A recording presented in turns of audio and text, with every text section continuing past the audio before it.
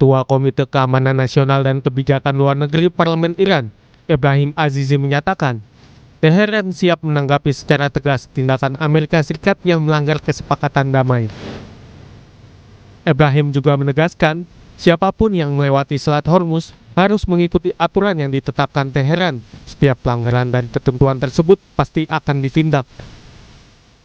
دیشب دیدید در ادامه نقض آتشبس آمریکایی ها جمهوری اسلامی ایران نیروهای مسلح و شجاع ما قاطعانه پاسخ دادند و من بعد نیز همینطور خواهد بود. هر رفتار آمریکایی ها پاسخ پشیمان کننده توسط نیروهای مسلح رو در بر داره. آمریکا باید بداند و کشورهایی که میخوان از مسیر تنگه هرمز عبور کنند باید بدانند باید از مسیر اقتدار عبور کنند، از خطوط ترسیم شده ایران عبور کنند. تنگه هرمز امروز در مدیریت هوشمند نیروهای مسلح به ویژه نیروی دریایی سپاه پاسداران انقلاب اسلامی است. هر گونه تخطی. Sebelumnya, militer Amerika Serikat merilis video serangan udara yang menargetkan militer Iran di sekitar Selat Hormuz. Siaran televisi Iran menyebut, serangan AS menyasar daerah desa Tahroye, wilayah Sirik, Iran. Serangan menghantam 10 target militer Iran, mencakup infrastruktur pengawasan, sistem komunikasi, situs pertahanan udara, hingga fasilitas penyimpanan drone dan kapal ranjau. AS mengeklaim serangan itu konsekuensi atas pelanggaran perjanjian yang dilakukan Iran. Trump menyebut Iran menyerang kapal dagang di Selat Hormuz menggunakan drone. Trump bahkan mengancam akan melenyapkan Iran. Melalui akun Truth sosialnya, Trump menulis pesawat Amerika Serikat baru saja menghantam lokasi penyimpanan rudal dan drone, serta situs radar pesisir milik Iran, karena mereka melanggar perjanjian gencatan senjata lagi. Sangat mungkin mereka tidak akan pernah belajar. Bisa jadi akan tiba saatnya kita tidak bisa lagi bersikap rasional dan terpaksa menyelesaikan secara militer tugas yang telah kita mulai dengan sangat sukses. Jika itu terjadi, Republik Islam Iran tidak akan ada lagi. Guru Besar Keamanan Internasional Universitas Kristen Indonesia, Angel Damayanti bilang, ketegangan ini terjadi karena kedua belah pihak masih memiliki rasa saling curiga satu sama lain. Angel menambahkan, jika konflik ini terus berlanjut, maka kesepakatan damai sulit tercapai. Kedua belah pihak lah ya sama-sama melihat atau mempersepsikan masing-masing itu pihak lawannya itu sebagai ancaman. Iran melakukan serangan ke pangkalan militer AS di Bahrain dan Kuwait, yaitu bentuk dari respons karena Amerika sebelumnya menyerang beberapa kota di Iran, dan Amerika pun mengklaim dia melakukan itu karena Iran sebelumnya menyerang kapal kargo di Selat Hormuz pada hari Kamis tanggal 26 Juni yang lalu. Artinya ini masih akan terus berlanjut, aksi reaksi terus terjadi, dan ini sebenarnya kan semacam apa ya Mas, kayak upaya hanya untuk membuat kesepakatan damai ini tidak sungguh-sungguh terrealisasi. Sementara, pengamat intelijen dan keamanan Universitas Indonesia, Stanislaus Rianta bilang, saling serang antara Amerika Serikat dan Iran menunjukkan bahwa perjanjian antara kedua negara ini sifatnya rapuh. Stanislaus menjelaskan, jika ada pihak memprovokasi, maka dengan cepat kedua negara itu akan kembali saling serang. Kalau kita melihat situasi ini, maka sebenarnya memang perjanjian yang rapuh tersebut, sudah banyak pengamat yang menduga seperti itu, maka akan mudah sekali akan terjadi pelanggaran-pelanggaran, termasuk serangan. Iran mengklaim bahwa Amerika mengklaim bahwa Iran duluan, tapi faktanya bahwa kedua pihak ini saling menyerang pasca perjanjian ditandatangani. Jadi nampaknya memang perjanjian itu tidak cukup, jadi perlu ada upaya-upaya lain untuk mewujudkan perdamaian di Timur Tengah. Eskalasi terbaru ini sekaligus memudarkan harapan terhadap terciptanya perdamaian yang lebih berkelanjutan di Timur Tengah. Padahal, sepekan sebelumnya kedua negara disebut telah menunjukkan sinyal positif untuk meredakan ketegangan melalui kesepakatan gencatan senjata. Kesepakatan damai Amerika Serikat Iran kembali berada di ujung tanduk setelah kedua negara saling melancarkan serangan di kawasan Teluk pada Jumat 26 Juni 2026.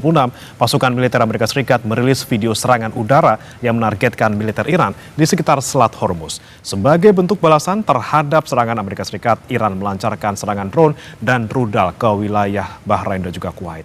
Bagaimana membaca situasi ini dan apa dampaknya terhadap proses kesepakatan damai antara kedua negara?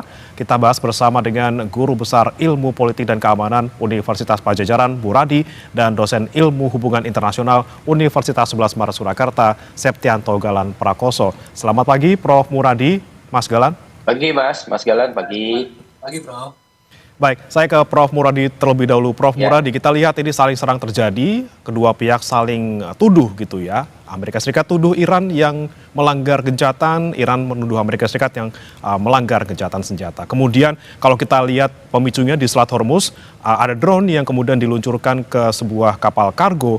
Ini adakah upaya dari Iran memang untuk menegakkan aturan saja, atau sebenarnya siapa sih yang melanggar dalam konflik yang terjadi sekarang ini? Ya, Mas, saya kira ada 3 hal yang penting perlu digarisbawahi. Pertama, memang tadi yang saling tidak percaya. Kedua juga memang secara prinsipil draft MOU itu kan juga membebani kedua belah pihak, terutama misalnya di Amerika Serikat. Tapi hal yang saya kira poin ketiga yang penting buat kita adalah ada aktor ketiga yang saya kira terus akan memainkan ini. Aktor ketiganya ada dua sayap ya, dua sub ya. Pertama, dia kemudian memainkan peran dalam konteks misalnya memastikan tetap membaranya konflik di Timur Tengah, katakan saya nyebut misalnya Israel katakanlah. Yang faktor kedua adalah faktor yang kemudian memang lobby-lobby mereka yang ada di internal Amerika Serikat yang saya kira akan memprovokasi berkali-kali langkah-langkah US yang sebenarnya secara prinsipil sudah sangat baik minggu lalu ya. Artinya memang sebenarnya secara prinsipil ada yang tidak ingin kemudian ini terjadi. Nah, yang tidak ingin terjadi adalah bukan Eropa, bukan Amerika, bukan Timur Tengah, tapi juga Israel. Tapi Israel ini pengen bahwa kemudian mereka terlibat dalam posisi yang jauh lebih strategis. Nah, ini yang nggak mungkin dilakukan oleh kedua perjanjian antara Iran dengan US. Karena Israel itu dianggap sebagai bagian yang terpisah bagian yang kemudian perspektif Iran sebagai bagian dari yang terkait ya. Sebenarnya kemudian Iran Israel ini nggak pengen itu di dalam proses perjanjian tadi. Nah, saya ingin menegaskan bahwa ini adalah bagian dari provokasi yang saya kira serius ya. Nah, serius begini, kita nggak bisa lagi menganggap bahwa Israel faktor tunggal, tapi Israel adalah bagian penting yang memang akan memainkan betul hitam putihnya perjanjian ini. Saya kira selama kemudian Amerika Serikat tidak mampu mengendalikan tanda kutip ya Israel, dan mampu kemudian memastikan lobby-lobby mereka di dalam negeri mereka kemudian secara detail, maka saya kira perjanjian ini akan sulit untuk dilakukan. Oke, peran aktor ketiga yang kemudian bisa membuyarkan ini semua. Tapi saya ke Mas Galan terlebih dahulu. Mas Galan, yang soal bagaimana saling serang ini bermula gitu ya di Selat Hormuz. Ada serangan dari Iran yang menyasar sebuah kapal kargo, kemudian dibalas oleh Amerika Serikat. Iran balas lagi ke Bahrain dan juga Kuwait. Ini sebenarnya pemicunya itu apa sih? Apa karena memang ada pengaturan nih oleh IMO dan juga Oman untuk bisa lewat jalur alternatif, sehingga ini kemudian membuat kesepakatan yang awalnya sudah ada di 14 poin, jadi kayak diabaikan seperti itu. Ya, betul sekali Mas Bremana. Jadi apa yang terjadi sebenarnya adalah perbedaan persepsi dari bagaimana kemudian manajemen perairan Selat Hormuz itu akan terlaksana begitu ya. Jadi dari 14 poin, tapi Iran masih melihat bahwa rute yang kemudian akan menjadi rute primer itu rute yang di dekat perairan Iran, di antara Pulau Qasem dan Pulau Larak begitu. Nah, beberapa kapal-kapal internasional itu secara tradisional mereka melewati rute yang tengah gitu ya, yang di tengah-tengah lah, tidak di perairan Iran dan tidak di perairan Oman, perairan internasional. Namun demikian, ketika konflik di Selat Hormuz ini kemudian semakin tereskalasi, rute alternatif diciptakan mendekati perairan Oman. Nah, ini kemudian yang Iran melihat ini sebagai salah satu bentuk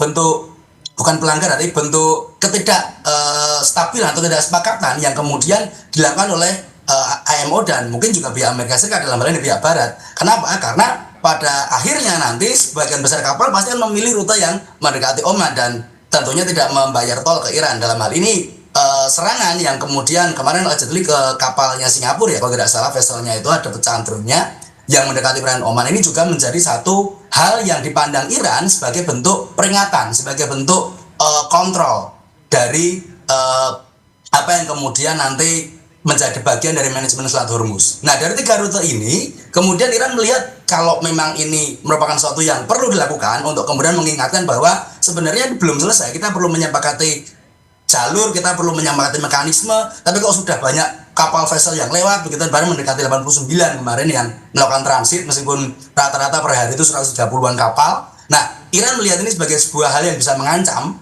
kontrol Selat Hormuz nantinya, begitu, karena orang pasti akan, perusahaan pasti akan memilih untuk melewati jalur yang menjauhi Iran dalam hal ini, kalau ini dibiarkan bisa jadi presiden, begitu kan. Nah, yang menjadi masalah adalah bagaimana kemudian reaksi yang saling dilakukan oleh kedua belah pihak, di mana Amerika menyerang Iran, kemudian Iran balas balik menyerang Kuwait dan Bahrain, begitu, dan akhirnya tereskalasi lagi. Meskipun hal ini memang menjadi menjadi satu resiko atau dampak yang tidak dapat terelakkan, tapi sebenarnya ini bisa dihindari ketika dalam MOU poin-poin ini, poin MOU kesepakatan kemarin itu poin-poin ini sudah ditampakkan. Ternyata setelah dicek, ya banyak sekali poin yang masih tidak diadres dalam MOU kemarin. Ada pasal-pasal ambigu yang secara efektif mungkin memberi Iran peran dalam mengelola Selat Hormuz, tapi Amerika Serikat juga bisa membuat rute alternatif ya Oman. Nah, hal ini sebenarnya kemudian menjadi pemicu dari apa yang terjadi akhir-akhir ini, begitu. Kesepakatannya kurang detail sehingga bisa diartikan mungkin berbeda dan juga menguntungkan masing-masing pihak seperti itu, sehingga terjadi tadi ketidaksepakatan di lapangan dan memicu serangan ini ya Mas Galan ya. Ya. Oke, kemudian saya ke Prof Muradi lagi. Prof Muradi, Ya. Terkait dengan hal ini gitu ya. Oke, sudah terlanjur saling serang terjadi. Ini kita nggak tahu sampai kapan ini akan kembali saling serang lagi, saling balas-balas lagi. Kalau menurut Anda, Prof Muradi, ini akan berakhir hanya saling balas-membalas atau mungkin bisa ke arah yang lebih besar lagi? Ya, dua hal, Mas. Yang pertama memang ini berkaitan soal keinginan Israel itu tetap berperang ya. Saya kira kenapa saya berkali-kali ngomong Israel, karena dia faktor penentu, faktor tunggal yang saya kira perlu kemudian betul-betul tanda kutip dikendalikan. Katakanlah yang di sini misalnya Amerika Serikat dalam konteks itu. Yang kedua adalah ini menyangkut soal kepentingan global ya. Nah, sejauh kemudian kepentingan dalam negeri masing-masing itu masih sangat kuat, saya kira ini problem baru. Problem baru kenapa? Karena Netanyahu tetap ingin berperang, karena mereka berasumsi dengan perang mereka akan menang di pemilu yang akan datang. Sementara kemudian di dalam negeri US sendiri, saya kira juga ini mungkin penggalangan terkait dengan isu ini menjadi sangat krusial. Nah, saya ingin mengatakan bahwa problem-problem ini sebenarnya ditambah lagi misalnya dinamika di internal Iran. Saya meyakini betul bahwa ketidaknyamanan terkait dengan walaupun dalam misalnya draft 14 poin itu menguntungkan Iran ya secara politik ya, tapi kemudian itu ada faksi-faksi yang tidak terlalu nyaman dengan itu. Nah, ini yang saya kira juga menjadi dinamika yang saya kira perlu lihat secara detail. Kenapa? Karena keberadaan perang ini itu menguntungkan faksi-faksi yang ada di Iran maupun di Amerika Serikat, walaupun kemudian secara prinsipil juga itu menguntungkan sangat besar, misalnya memastikan bahwa saya kira Netanyahu akan berpikir minimal berperang sampai nanti pemilu yang akan datang. Begitu dia menang, mungkin dia akan memikirkan apakah akan duduk dalam perundingan serius atau tidak. Saya kira itu poinnya. Jadi kalau kemudian misalnya prosesnya belum sampai yang dia bayangkan, maka political advisor dari Netanyahu ingin mengatakan bahwa Israel harus tetap berperang supaya kemudian Netanyahu menang dalam pemilu akan datang. Oke, saya ke Mas Galan kembali. Mas Galan, betulkah memang ini aktor ketiga yang menjadi faktor utama kemudian pecah lagi konfliknya, saling serang lagi, atau memang ya tadi soal detail kesepakatan yang seharusnya lebih dijembrengin lagi, jangan sampai ada kesalahpahaman ataupun saling pihak-pihak ini saling pengen untungnya sendiri seperti itu. Iya, saya kira itu kombinasi keduanya ya Mas Bre. Jadi memang secara detail MOU itu kalau memang tidak bisa menyelesaikan permasalahan dan masih bisa banyak penafsiran, tentu pasti pelaksanaannya atau actionnya kan pasti akan memiliki berbagai macam tafsir, berbagai macam aksi yang berbeda. Namun juga sepakat dengan apa yang disampaikan Prof. Muradi barusan, bahwa Israel ini bertindak sebagai spoiler begitu. Kalau kita pakai spoiler konsep dalam perundingan perdamaian, dia ini pihak yang memang gak ingin damai. Dia ini pihak yang memang ingin selalu dalam tanda kutip melestarikan atau mungkin memperpanjang konflik. Kenapa? Karena mungkin objektifnya atau target dia belum tercapai, atau dia punya tujuan lain dalam negeri, atau memang Netanyahu memandang bahwa dia tidak terikat oleh MOU dari Amerika Serikat dan Iran. Ya kan, saya di sini berperang sendiri lawan Hizbullah begitu kan di Lebanon. Sementara Iran melihat, tuh Lebanon itu juga front. Kalau kemudian kita gencatan senjata, maka kita hentikan semua peperangan, kekerasan, serangan di semua front. Tapi Israel merasa ini adalah sebuah celah gitu. Dia tetap kemudian menyerang Lebanon, dan Iran tentunya tidak sepakat dengan hal ini. Sehingga ini menjadi suatu yang sangat kompleks ketika memang ada satu pihak yang seakan-akan selalu menghambat dan tidak ingin damai dalam soal ini. Dan dalam hal ini ya Israel itu. Memang juga satu lagi mungkin ya, memang juga kita bisa melihat selain dia menjadi spoiler, Israel ini juga pasti memiliki objektif yang belum terpenuhi atau yang mungkin sekarang bergeser. Kalau dulu dia melihat supaya Iran itu dilemahkan atau nuklirnya dihilangkan, sekarang mungkin dia melihat kalau itu sudah cukup berat dicapai yang dalam jangka dekat begitu ya, sehingga dia mengalihkan fokusnya ke Hizbullah di Lebanon. Bagaimana bisa melucuti senjata Hizbullah, bagaimana bisa melemahkan proksi dari Iran ini yang ada di Lebanon. Ini satu hal yang kelihatannya adalah proyeksi apa yang kemudian ingin dicapai oleh Netanyahu dalam hal ini. Oke, baik. Kemudian bicara soal Selat Hormuz kembali, saya ke Prof. Muradi. Bagaimana keamanan di sana gitu, Prof. Muradi, yang dimana sekarang masih belum sepakat, dalam tanda kutip belum sepakat secara full. Ini maunya seperti apa sih Selat Hormuz ini selama paling tidak 60 hari untuk nota kesepahaman kemarin? Awalnya sudah ada rencana untuk evakuasi kapal, namun ternyata ada serangan-serangan ataupun drone yang diserang lagi di sana gitu kan. Nah, bagaimana kemudian memastikan Selat Hormuz ini aman paling tidak sementara gitu ya? Sementara di sisi lain juga masih ada serang-serang di sana. Ya, ada 3 aktor di sana, ada IMO, ada kemudian Oman ya, kemudian juga ada yang berkonflik Amerika Serikat dengan Iran. Saya kira IMO sudah secara prinsipil membagi wilayah tadi sebagai Mas Galan ya.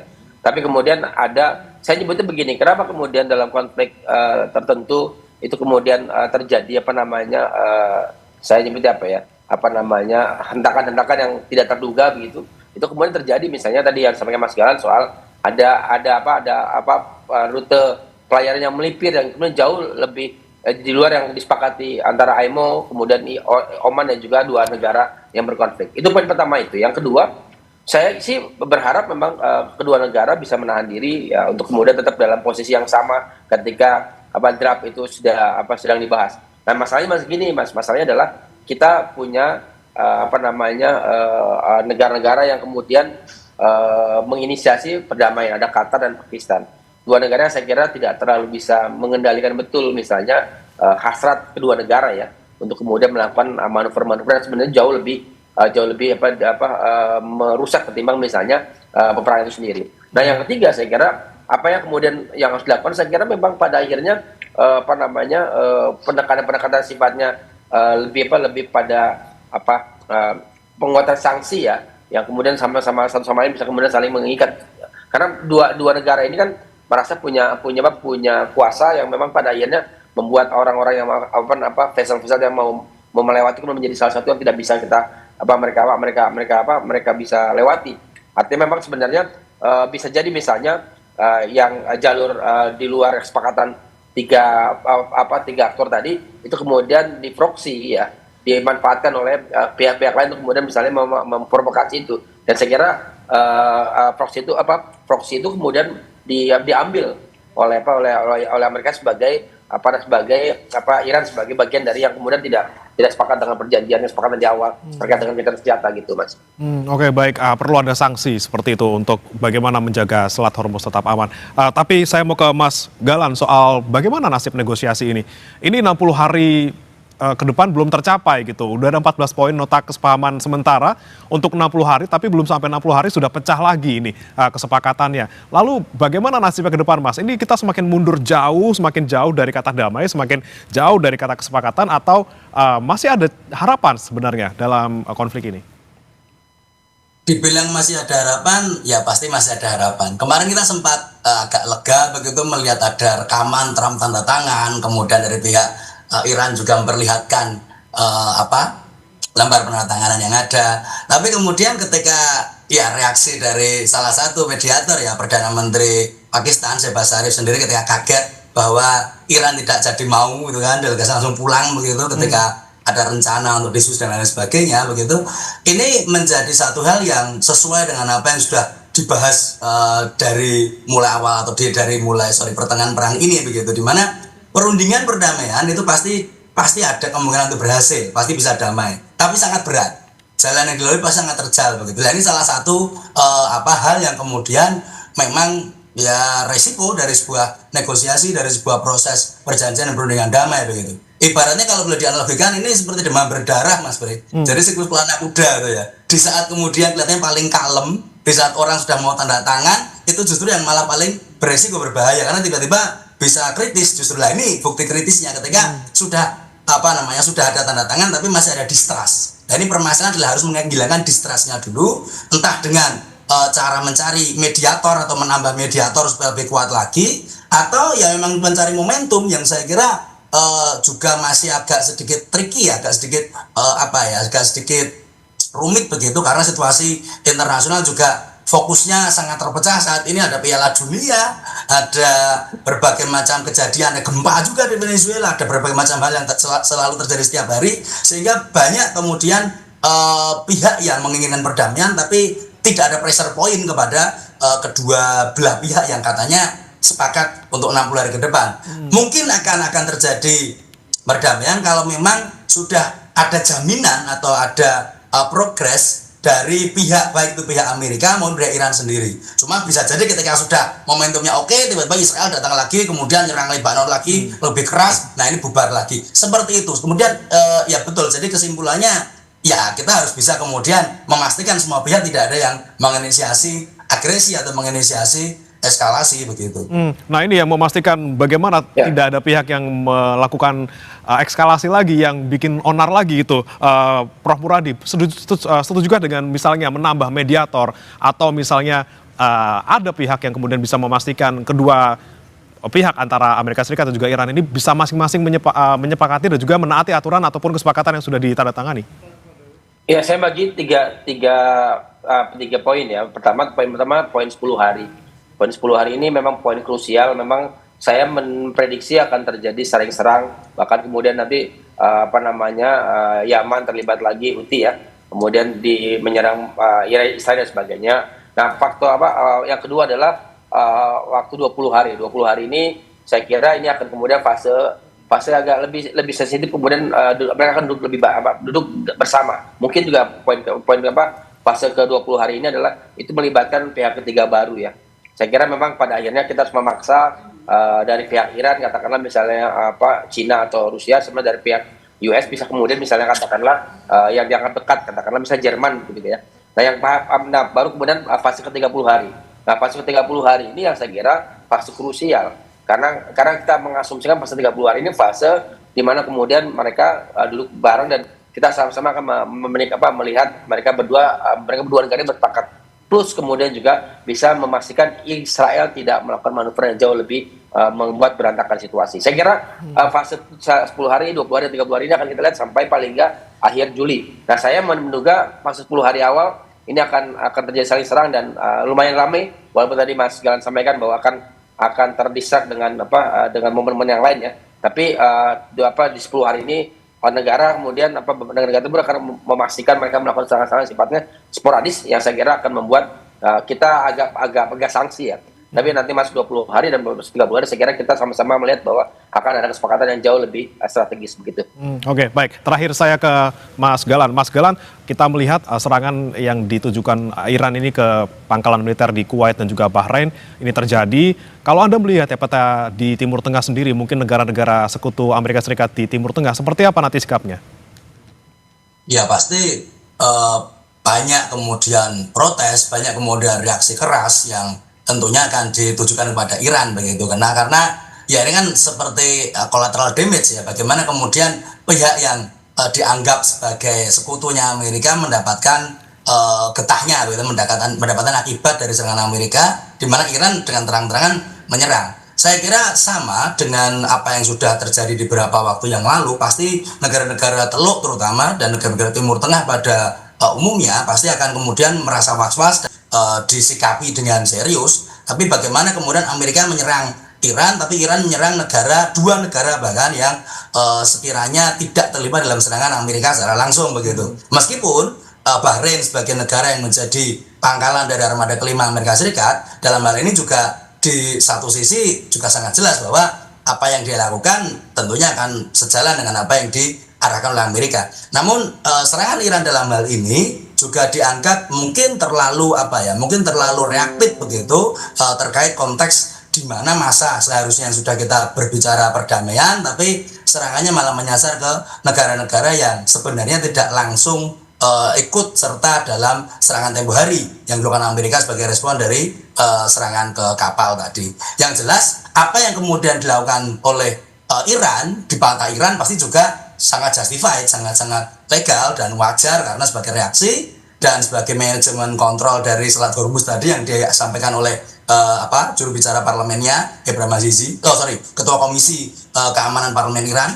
Kemudian dari segi Amerika ketika mereka menyerang, ya mereka menganggap apa yang dilakukan Iran itu mengancam gencatan senjata dan bahkan kita bisa masuk perang lagi untuk kita lenyapkan Iran, kata Trump dan sebagainya.